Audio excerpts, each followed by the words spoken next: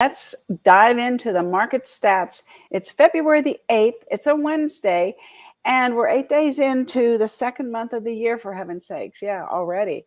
We have 116 days of inventory, which is quite something, right? It's about 4 months of inventory. That's good. That's good. And I'll tell you something that happened yesterday. One of our agents was working on an offer, and it was, I don't know the exact number, but let's say it was 500,000. They went in at 525, and there was 11 offers on that home, and they ended up getting it at 542. So that was under $200 a square foot. So what that's telling me is, at the right price, your homes will sell. And the strategy that I see is that people are underpricing their homes, and with the understanding that the seller doesn't have to accept an offer that they don't want. So let's see, my guest Mark is ready. Let's see if we can get Mark on. Good morning, Mark. I'm going to put you in the lobby while I finish. Okay. Anyway, so what I'm saying is that, that's a strategy that people are using because evidently, obviously, with the stats, there's not as many buyers out there. I mean, we're only selling 52 homes a day. Last year in February, we were selling 92 homes a day. That's a big difference, right? That's 40% difference. So that's huge.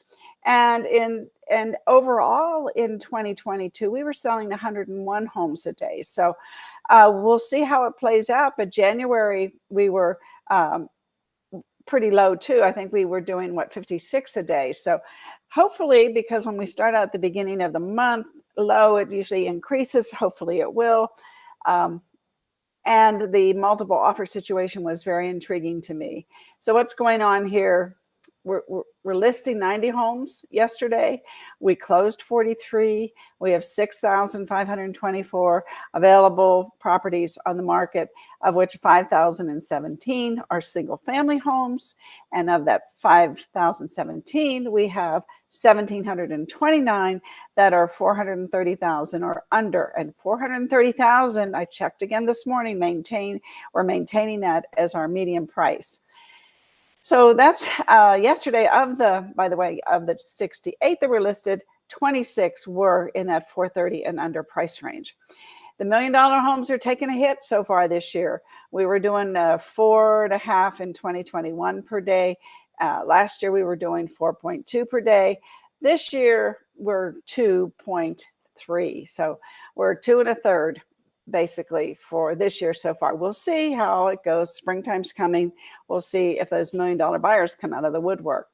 I'm sure locally a lot of people are concerned about, well, what am I going to buy? The interest rates are high, and we have a lender on today to talk to us about that.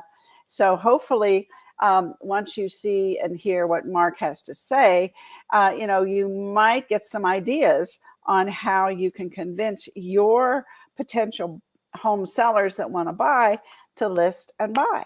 Or if you have some buyers from out of town, that you can have this valuable information we're going to share with you in just a couple minutes.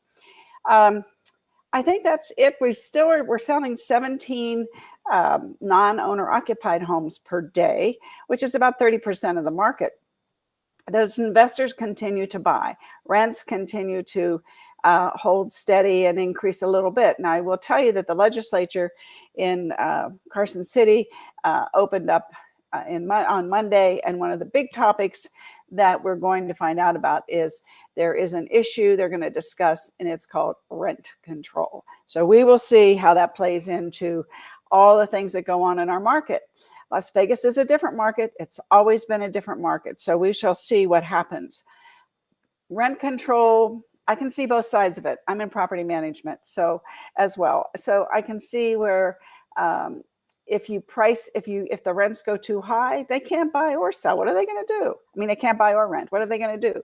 So we have to be mindful of that. But we also have to be mindful that these investors, have put a substantial amount of money into buying an investment home, into maintaining that home, into upgrading that home. As we know, the trends have gone from beige to white, and this always happens every so many years. Sometimes it takes a decade. I think beige was in for a decade at least. But anyway, so you have to be mindful of the investors or the person who wants to, buy another home. And should they rent their home or should they sell their home because they want to buy another home? Anyway, all those things are going into the market. And we don't really know where the market's headed this year. Sometimes we know. I will tell you, and I'll bring Mark on here in a second, what I've noticed, and I will post this on the Facebook group, that there's a drastic change in the days on market. Let me put this down for a second and show you this. So if you look at this, this is the time on market, 30 days or less. We are down 71% from the prior year, meaning it's taking longer to sell homes. They're staying on the market longer. If you look at 2021, we had a slight dip at the beginning of 2022, and then it soared back up again to where most of the markets, 80% of the homes were on the market 30 days or less. Now, 40% of the homes are on the market 30 days or less. That is a big indicator of the buyers just being on the fence. So anyway, I'm going to post this plus a couple other stats for you, supporting my stats, and to give you a chart view of the market. I do the more of the spreadsheet view, and Jimmy Dague always tells me, "Give me charts, Ruthie. Give me charts." Well, I'm not a chart person, but applied analysis is. Anyway, let's bring Mark on. And Mark, how are you today? I'm doing well. How are you? I'm great. Do you want to introduce yourself to everybody? Can you get your head up close to mine? Let's see. Like this better? Move the camera. Yeah, move your computer maybe. That better? No, up. You need your head. Here, let me see if I can get my seat. There we go. That's better. There we go. Much better. I can see my casual t-shirt today. That's fine. That's fine. We're just glad you're here.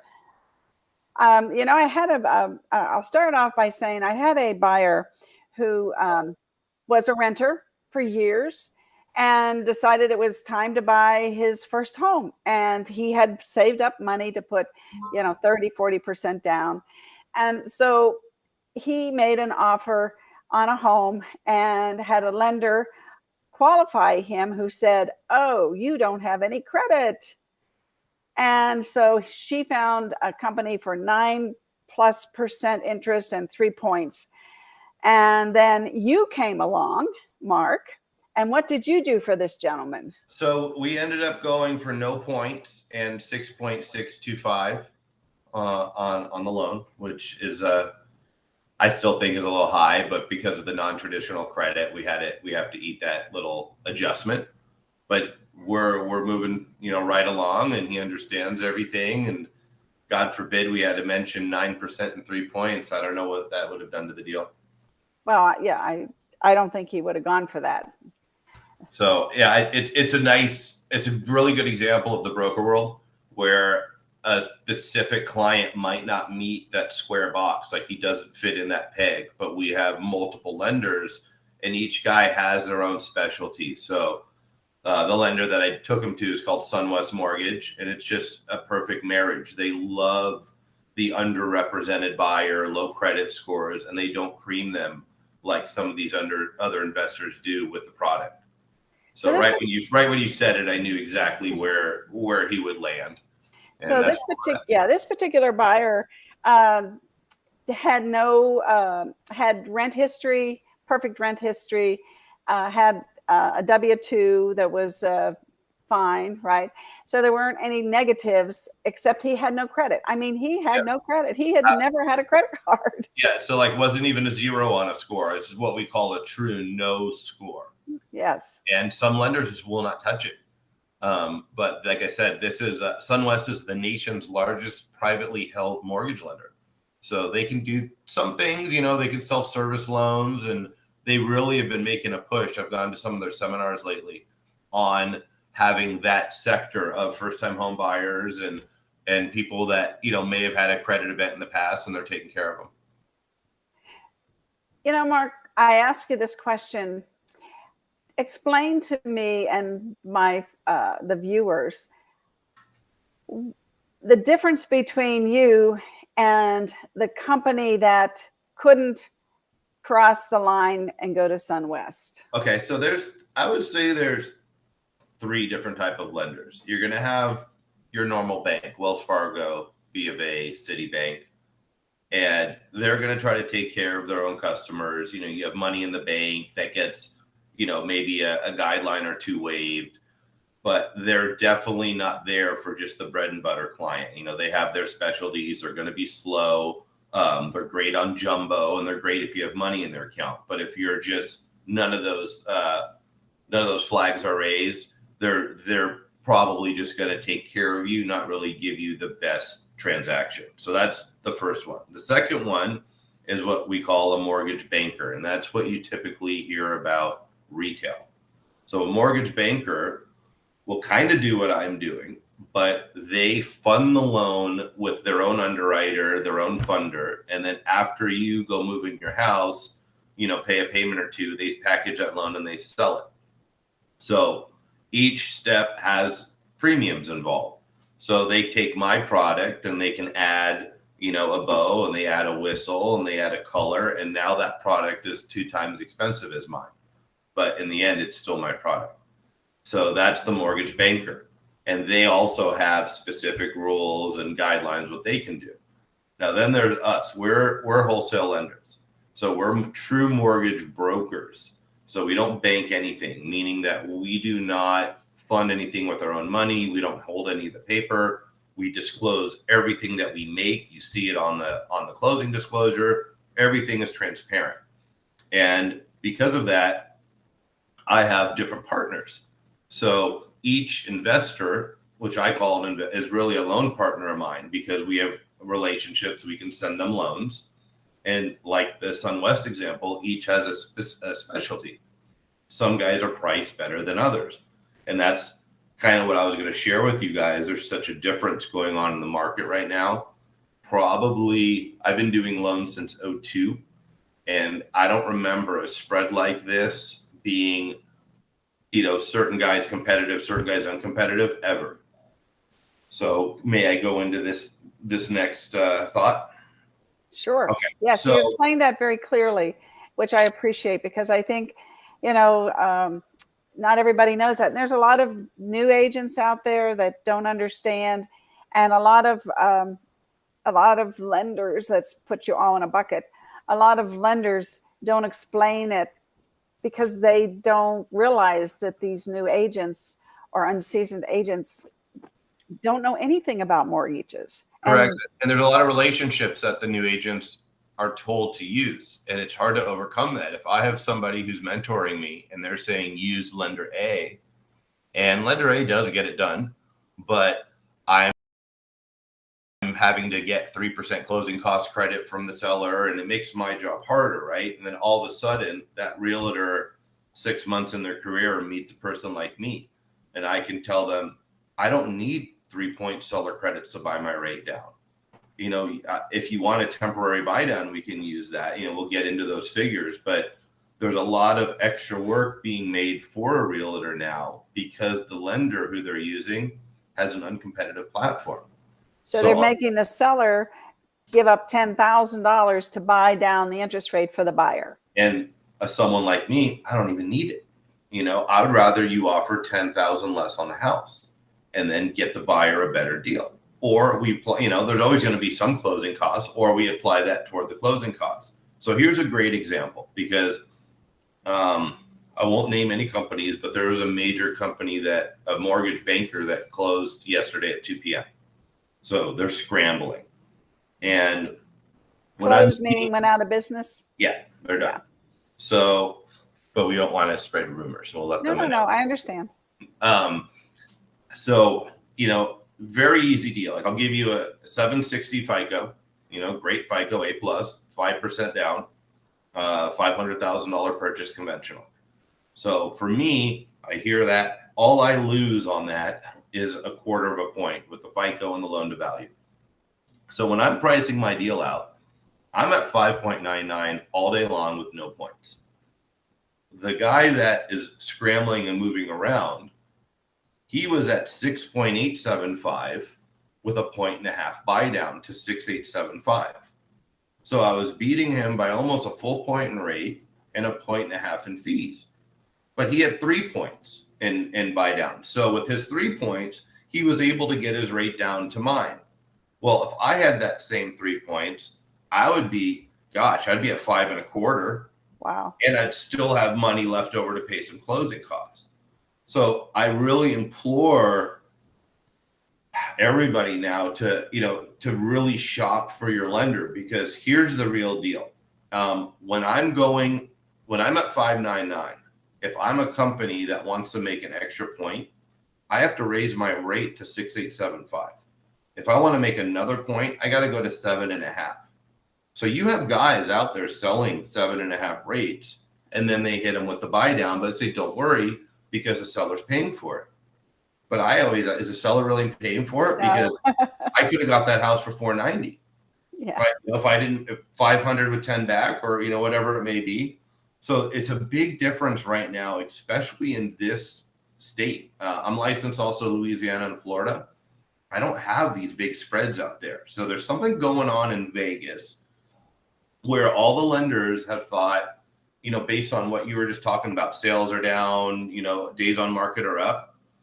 Someone had a great idea to increase the profit on the loan because they're doing less loans. I think that's just the worst way to respond. I would much rather go lower and try to create loans, create value. And that's what a mortgage broker can do, because our pricing structure is never going to be, we're not allowed to make that much money.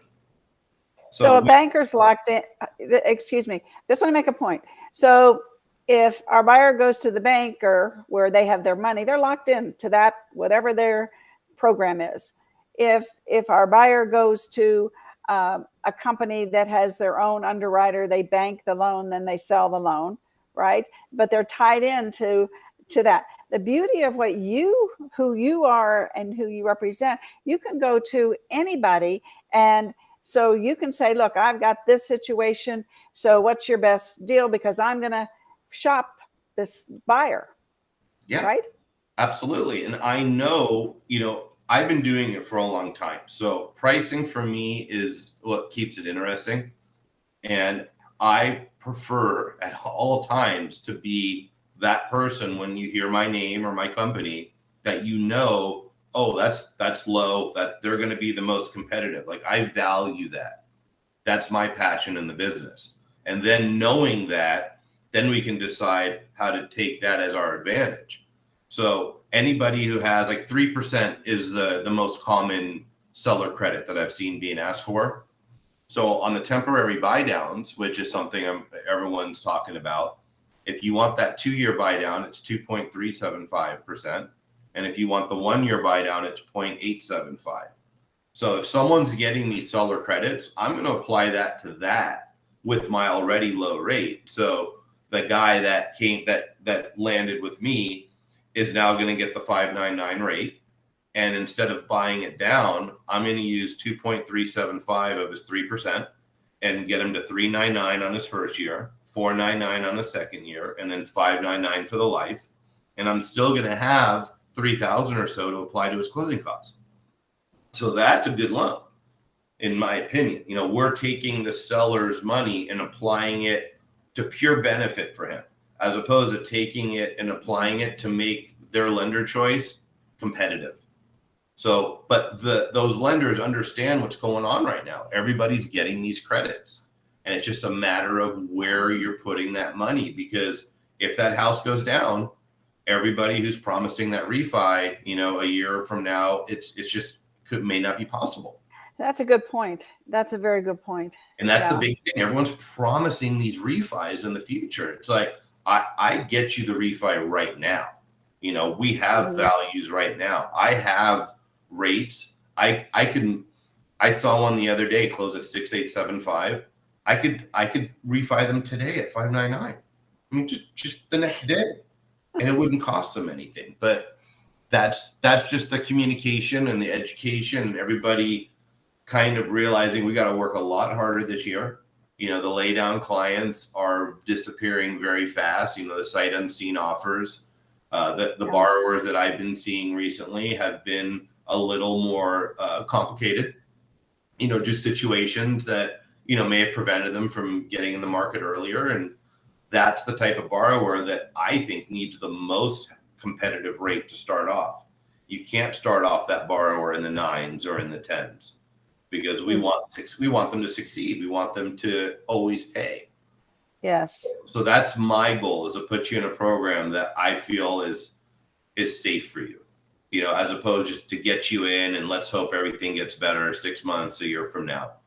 But I've heard some interesting pitches, you know, we'll call them, from lenders.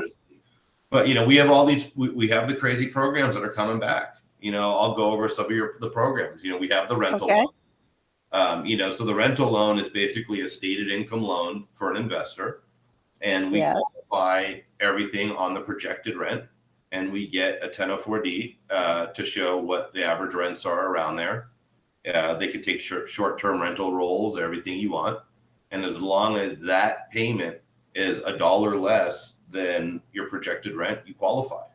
They have loans that you don't even need to do that qualification, but that's called no ratio, but the rate's a little higher than I think you need to be entering. So what was that again? Say that one again. So the no ratio rental loan is a kind of, we'll take whatever, as long as they have the down payment or the equity. So if my payment on the property is $4,000, but my projected rent is $3,000, on most of those it will not qualify, but on the no ratio loan it will, but they penalize the rate to make it.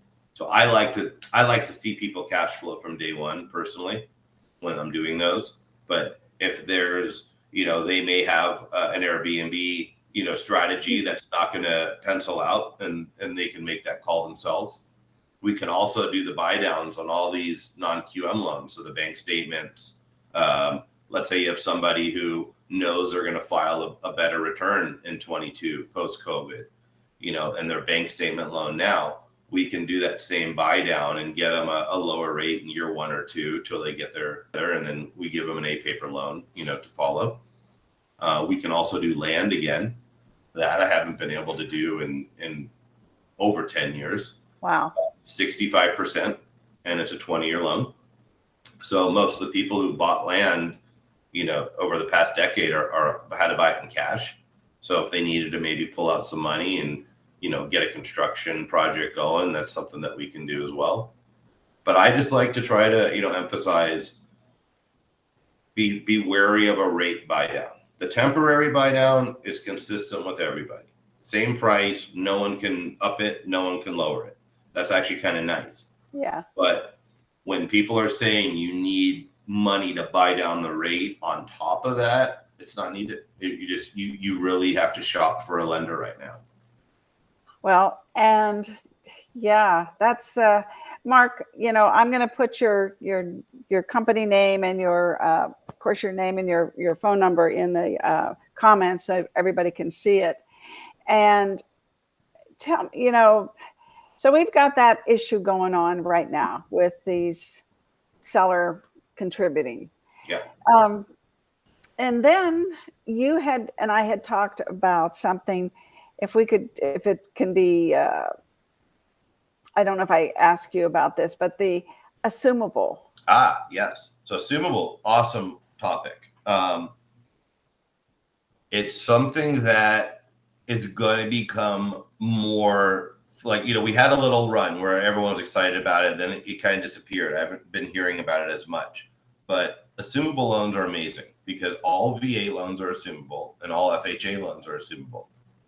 VA, you need to have a VA borrower or else the old borrower is going to be stuck. He's not going to have his eligibility. So a little more limited pool. FHA is a hidden gem in my opinion, because if I have, let's say, a $400,000 FHA loan at 2.25%, and I'm trying to sell my house for $500,000, a conventional borrower normally puts down 20% per se. So if that conventional borrower put down 20%, the $100K difference from that assumable loan you can now make that FHA loan work for the conventional borrower. Now, true, we still have mortgage insurance on that FHA loan. But if I have a 2.25 FHA loan and I have a 0.85 mortgage insurance, you add those together, that's 3.1.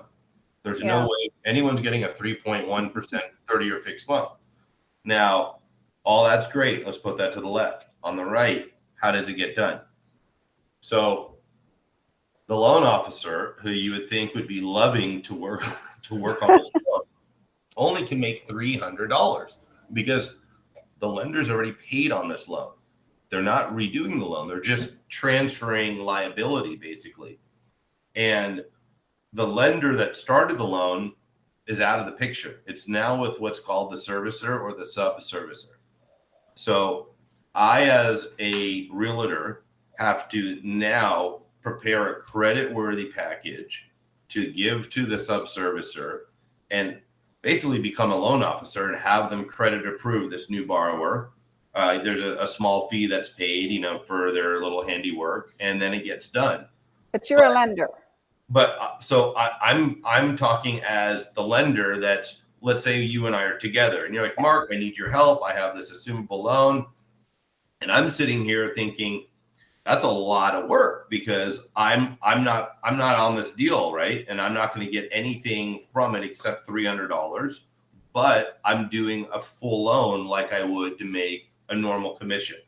So I think that lenders are steering away from this. And then you yourself as a realtor, if you could remember your days with the short sales, yes, every lender had a specific package. B of A needed this, Wells needed this. And yeah, you got it down, but that was very simple. You needed to show negative stuff, why people couldn't pay. Right. A lot easier than showing why I qualified. So I think it's a lot more work than possible, and you may see some lender, you may see some realtors with lender experience, maybe older LOs that used to be an LO going into the realtor, or someone who has just somebody on their team and they specialize it. But they're out there, but again, very confusing, hearing lots of different things. I've been going to the seminars. It's a lot of bad info right now. So if there is an assumable loan that someone is interested in, it's a group effort with a lot of hands to behold. I would recommend they contact their former loan officer if they have a good relationship, and then try to have him or her work with their current realtor if they don't have that experience, and then it can be done. So let's say that I have a seller. He has a 2.5%, 3% loan. It's assumable, and he wants to sell his house and buy something else. Okay. So I say, Mark, this seller will become a buyer, and if he uses you to be his lender, will you process the assumable part of the sale? Absolutely. And then so my first thing would be, before we even took the listing, I would go behind the scenes and figure out whose loan is with and what's needed to complete it. So that's all out in the open when you're doing your contract negotiations. And then then it's absolutely, you take one pro bono and then you turn into a deal. So the person assuming the loan doesn't have to jump through any hoops. They just have to be a qualified borrower. Correct. And someone like me could identify that within 10 minutes. If I see, okay, here's your credit, here's your financial docs. Okay, I know this is going to work. And then we gauge how much time based on that sub-servicer, because you might have one guy that does stuff in 3 weeks. You may have one guy that does it in 6 weeks. And then to be able to be upfront and open, so everyone has a nice, smooth transaction. So we would get the seller's loan information, find out who's servicing it, and you would... I get the whole package. I would know exactly what they need. So at the time that you're negotiating, I could relay that to you, even have it on a little piece of paper, and that future buyer could say, I got all this, and then we know we're going to have a deal. So if I'm a realtor... I think for a seller who has that loan, you don't have to give up one penny because you have the most attractive thing in the world. you have a Right. beautiful, 28 to 30-year loan. And that's one other misconception. So if you have a 30-year loan and you've been in it a year, I'm assuming it on a 29-year term. It doesn't reset back to that 30. Okay. So that's why it's also, this is a power time, you out here in Vegas, I don't do too many 20 years, 15-year, 10-year fix. Other states I do, but I would say within 3 years, because the payment increases every, as you shorten that term. So I'd say for the next 3 years, assumables are going to be hot. Because yes. I don't see rates going into the twos at all. Like, No. I wish, I'd love to be wrong, right? Even so, that loan's still going to be beautiful no matter what. So if I have a seller who has that type of a loan, is it within the guidelines of RESPA that I can advertise that? Can I say I have a seller with and I would probably say I would do approximate under 3% loan. You could literally advertise, I have a 2.25, 29-year assumable VA loan, like whatever it may be, in the note. So all those documents, right, in the paper. So there's one called the note. It's a 2-page, 3-page document. It'll stay straight in there, assumable. So there's no ifs, ands, or buts. As long as I can tell you that next borrower will qualify, we're golden. So this could open up the first time home buyer market. You could. Because with the high prices, I'm sorry, I'm talking over you. I don't mean to. Right. With the high prices or the higher prices and the higher interest rate, we've knocked a lot of those people out of the market. But if we can come back and say, okay, it's not going to be $2,700 a month, it's going to be, $1,800 a month. Now they can qualify for that. Yep. And that's what rents are, pretty much. So very interesting, Mark. I love that. Yeah, it's something that can, if business is slow, right? What could we do to make business higher? And you can, I don't know how much farming, I call it farming when I go for data. You could easily farm for VA buyers, that's your parameter. And then, every one of these homeowners is a potential client for me to list their house because they have what I can portray. And even if they're not ready right now, you can, put it in your head that that's what you're looking to do. You have some buyers on the sidelines that are looking for these types of deals, and you're just trying to match somebody up who's ready to sell. So you mentioned VA. What about FHA? FHA. So FHA is also assumable, but the reason why it's got a specific market is FHA's had a loan limit for so long. Little by little by little. It used to be 300 and change, and it was 420. Now it's 490, 45. So you're not going to have any loan amounts higher than that. And as these prices are getting higher, some of these houses are priced out of there where someone doesn't want to put 200,000 down to then get to that loan amount. Whereas a VA, I have VAs up to $2 million. Because they don't have to put anything down. Well, it's a whole different qualification. There's no loan max on the VA. If they qualified for that loan, VA is good giving it to them. I have personally some under 2% 30-year fixed VA loans in the $1 million range. So imagine that guy selling a 1.99 30-year fixed loan on a $2 million house. That's you're almost getting free money. My rate on that today, I'm going to be at 5% minimum. So, imagine we do an amortization schedule. I show you what you paid for 30 years at $1.5 million at 5, and I show you what you pay $1.5 million 30 years at 1.99. It's like you get a free house. So the right person sees that. Now they're like, oh man, Ruth, I am with you. Find me a house that has that. And it may make, the negotiating on your end a whole lot easier. Yes, definitely.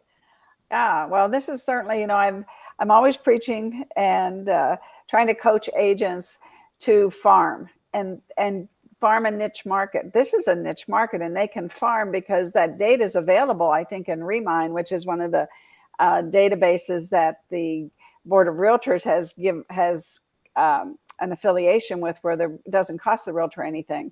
So There's they also, we have Nellis out here. I know Nellis offers a lot of partnerships. There's with the VA and relocation, and it just if that's an interest, I think the VA can be very, very fruitful for somebody because they really want. I have a whole different appraisal process with VA. I can go up to 60% on my debt to income ratio. There's just a lot of things that they want that they're doing, and we have a huge veteran community out here in Vegas. Yes, yes, we do. Take advantage of it if you can. And there's a lot of guys. So back on the assumable. So 10 years ago, I used to do a lot of adjustable VAs. We had a 3-year and a 5-year. They don't really have them anymore I don't know why, but out here it's great because how many people at Nellis were on a 3-year tour?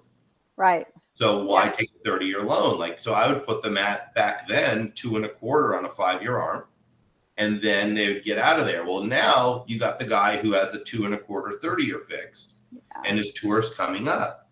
He's just going to sell that house and sell it. Right. Whereas if the right realtor and him work together and they realize the gold that he's basically going to just throw away once it's paid off, that house will sell, I think, for a little higher price than any other house that's market like it. So super. Wow. It's really a way to create I don't know, you're putting a highlight on this property where, as days on market or days to sale increase, how do you counteract that? This could be a good way. It could be a good way. Yes. And I know that we have lost the first time home buyers. So lots of really, really nuggets of information, Mark. And one more thing, there's a new 100% FHA down payment assistance where you don't have to be a first time home buyer. So that's out there too. There's just, as an agent, I would say just ask a ton of questions right now. If you reversed, February 23, if you reversed me 2 years of February 21, it's night and day. So, anything that you thought was how it's done, just, talk, ask, and I'd say get, for sure a number 2 guy. Everyone's going to always have their number 1 LO. You have to have that number 2 guy just to check, because I think referrals right now are more important than anything around. And anyone who's buying, the first thing they're going to get asked is what's your rate? It's the first thing they're going to get asked. And if someone says, oh, 7.5, but they're going to refi me in a year, I don't know. Is that person going to really refer that team that put them in that thing? Or when they say, yeah, I got 599 and I didn't pay points, and that person may say, who was your realtor or who was your loan officer? And hopefully whoever gets that referral then brings in their team partner and everybody, wins from that. But you got to really, keep your clients close right now. Yes. Really, serve them well, and you'll see that come back, as the spring buying season and summer comes in, you'll see the results. So you're saying that, in 15, 20 years ago or 15 years ago, we used to call them liar loans. Yeah. Define that. California. I can do no income, no job on an owner-occupied residence. California, Florida, Louisiana, they are back. All they care is about credit report and reserves. So you're seeing that now, and you're going to see people come into the market and maybe succeed and maybe not. But we have them in Nevada for investment only. So that's the only way you're getting it out here. But you still need money. That's one thing that's also changing in our world. All the, I used to be able to go up to 2 million, 90% bank statements. All that's gone. Higher loan amounts, they're wanting more skin in the game. Lower credit scores are wanting more skin in the game. But that's the first step. The next step is some of these programs will go bye-bye. Just depending on their performance. It's almost like they're all little guinea pigs. Let's see how many people pay on time on this loan. Oh, this is not going good. No more.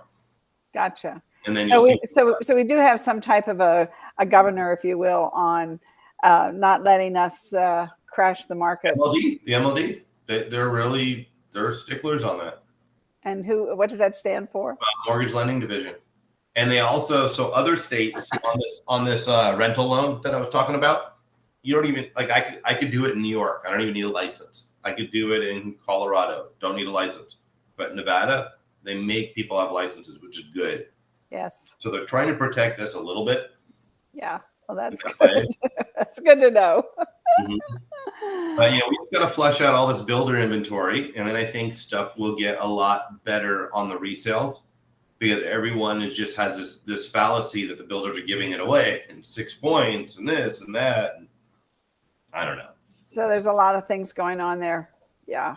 Confusing the buyers. At least they're paying you guys commissions again, right? Yeah, they probably should up it.